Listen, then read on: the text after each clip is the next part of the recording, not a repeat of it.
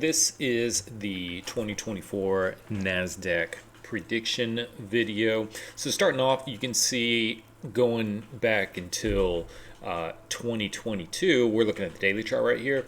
Nasdaq has been in a very nice trending pattern up.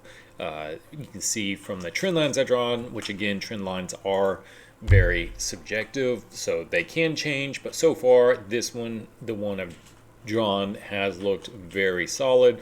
You can see from down here it's bounced off a couple times, but then from the top really it's had almost three really good touches off of it. So that's why it leads me to believe that this is a trend channel that can be relied upon. So if we look at it from where it currently is, we can see price is close to the very top of the trend channel and actually had been up there just, at the end of 2023 for it. So my overall prediction for it is that at least in the first half of the year for the Nasdaq market, we can potentially see a retracement back down to the lower side of the trend channel. But then for the second half of 2024, going into the end of it, look for a move to pop back up within the trend channel, assuming that this isn't creating like a consolidation box over here for it. But I'll go into it here in, that's not the one I wanted, in just 1 second. So starting off, I want to start off back over here because this will kind of show where it has been and how some targets have been hit, which is another reason why I believe that the market is going to pull back some.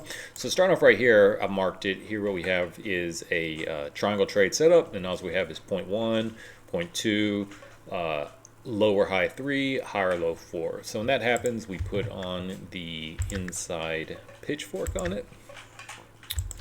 And when price broke above it, which would be right here, that was the signal to go long for this trade right here. And the purple line is the target we have up here for it. And as you can see, price went up there and just hit it pretty recently, back in December 13th, so mid-December, about a month ago, when it went up there and hit that one for that trade to be said and done for that triangle trade. So there's one trade that's done. Second one we have right here is we have we have a couple ABDC trades. So here's the first one. There's A, B, C, D. So when we get that, we put on the shift pitchfork and we start looking for closes above these lines. So when we had a close, when it hit the 1.146, going from point A to point B, which is the orange line, that's a signal to go in. It had closed above the white bar, so the target's a blue line, went up, hit that, and the same bar it closed above. Then when the price went up and closed above the blue line, that lets us know that we are looking for the next potential target to be way up here. See this white line right here? Way up here, this white line. And look what happened last December 22nd. Price did go up there and hit this white line right up here. So that's a second long setup that has been complete now. So we'll go ahead and take that off of the drawings. Now here we have a third one which has just formed right here, going all the way back here to right there. So there's point A, point B, point C, and here's point D right here. As you can see, it just hit the 1.146 to signal that we are entered into a ABCD trade. So we'll go ahead and put the shift pitchfork and see what the targets are going to be. And so right now, currently, you can see it's closed above the white line. So the next target we have up here is the blue line right up here. Now, it's not guaranteed price will go up here and hit the blue target, but it is a possibility that it could go up there and get hit. If price, we do get that retracement first, which again, I am expecting for it, the target would be looking for support be way back down here at 13,273.75. But we need to see first how this is going to play out. If it is going to get that little pop up, hit the blue line up here, and then come down and take the take that target out without closing above it. But again, we just have to wait and see what's going on. So we do have one long setup that is live for Nasdaq, so there is a little potential for it to move higher. But then we have, this is one I'm really looking at right here. We do have a short setup using the ABC trade seed, A, B, C, D, right there. We'll go ahead and put the shift pitchfork on right here.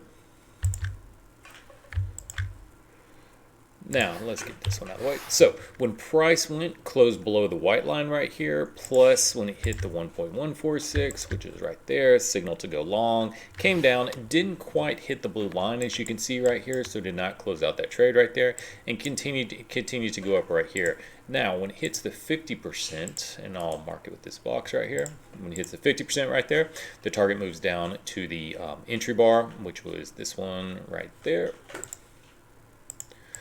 But price kept on going up. So then when it keeps going up and hits the 1.146 the other way, then we move the target to the 23.6 right here. So as you can see, price has gone up, slightly overshot kind of the extension high area the other way, but came back down into it, and now looks like it is trying to work its way back down into it right there. So the current target we have for Nasdaq based upon this trade is 14,958.50. So that is another reason why I am looking for the Nasdaq market to move down here in the first half of this this year. Of course, we still have that potential long up there as well, but I think the factors which play into this, which being this being more on the upper side of the trend channel right here, plus we have an overextended short trade that we're looking for a pullback to.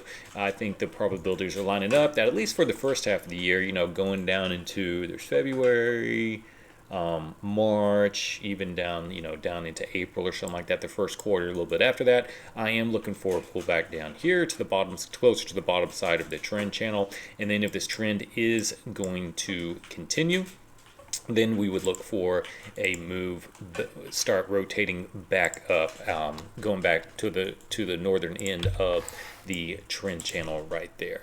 So those are the main things I'm looking for it. Plus also this would take us back closer to the 23.6 level, which is can be a good support area for it, and one of the ones I look for when we do have one of those trades right there. If we go look at the MFI down here, this helps us to recognize, to see if the market is potentially either oversold or oversold or overbought. So when it's above the black line right here, that tells us that the market is overbought.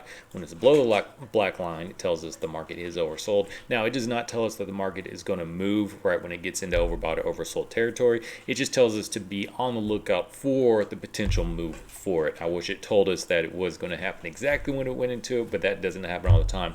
So as we see here on the daily chart, the price has been in overbought territory and continues to go up, and then went into overbought territory again right here. So we'll see, one thing it's doing creating is a potential there to right there.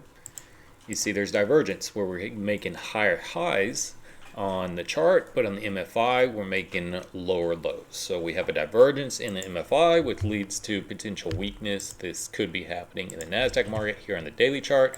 We could look at the weekly real quick as well. If we do look at the weekly, we can see as well the market has been overbought starting right about here, and again continued through it. Had a little bit of a sell-off right there, but again it's making a divergence to it where price is making higher highs while the MFI continues to move down and is making lower lows. So between the daily and the weekly chart showing divergence in the MFI, plus the short setup that we have for the second reason, and the third reason being with the price being on the upper end of the trend channel right here, those are the reasons why I'm looking for a pullback to Nasdaq, you know, at least somewhere down into say the very low 15,000s, the high 14,000s, potentially all the way back down into the lower 14,000s for it, but at least to about 14,958. So we'll just say 15,000 and have a nice round number. And then from there, we'll see what's going to happen. Is price going to continue to move a little bit lower down to the potential lower end of this bottom trend channel? And this may not be the perfect end of the trend channel right here. I mean, it may be down here.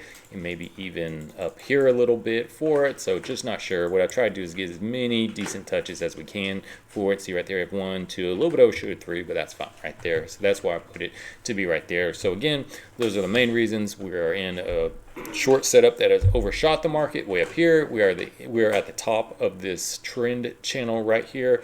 Plus the MFI is showing divergence in it being overbought, where it continues to go down, the money flow index, and then but the price continues to go up. So those are the three main reasons why I am looking for a pullback, at least in the first half of the Nasdaq, down into the 15,000-ish area from where it currently is, which would be close to about 2,000 point drop down, down around right here. And then from there, we'll just have to wait and see what's going to happen if the bottom of the trend channel holds once these shorts get set up right here. Plus, this would also put us in the other potential long setup right here. If that one hasn't gone up and gotten hit yet for it as well. So anyways, that is my prediction for 2024. Just one more time to beat a dead horse, looking for a pullback down here to the low 15,000s, high 14,000-ish, and then from there the potential for price to start to grind back up to the upper end of the channel here in the Nasdaq market for 2024. Thanks, bye.